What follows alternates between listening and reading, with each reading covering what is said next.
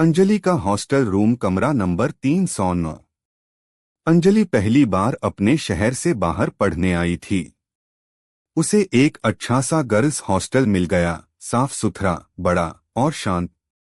Staff भी अच्छे थे और हर लड़की अपने काम में लगी रहती थी। लेकिन हॉस्टल के एक कमरे की चर्चा हर जगह सुनाई देती थी। कमरा नंबर 309।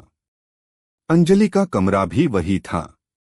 पहले दिन जब वह कमरे में पहुंची, कमरा बिल्कुल ठीक लगा। हल्के हरे रंग का पर्दा, खिड़की के पास एक छोटी टेबल और दीवार पर कुछ पुराने नेल मार्क्स।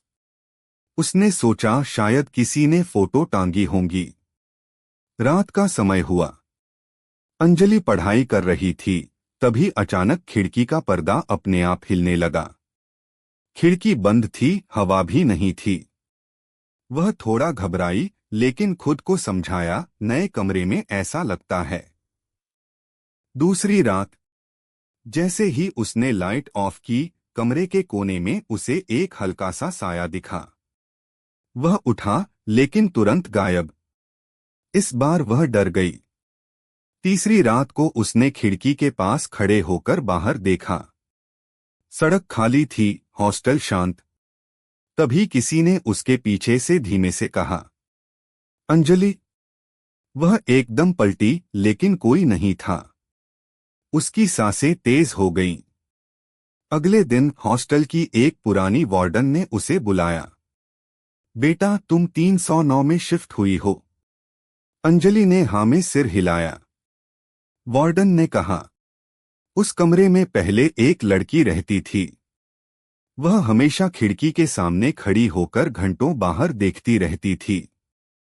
एक दिन वह बिना बताए हॉस्टल छोड़कर चली गई और फिर कभी वापस नहीं आई।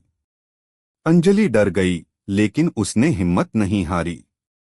रात को वह फिर खिड़की के पास खड़ी हुई और बोली, अगर कोई है तो मुझे बताओ, तुम क्या चाहती हो? कुछ पल खामोशी रही। फिर पर्दा धीरे धीरे हिला और कमरे में हल्की सी लड़की जैसी आकृति बनी। उसने बस एक शब्द कहा, मदद। अंजलि कांप गई, लेकिन भागी नहीं। उसने धीरे से पूछा, कैसी मदद?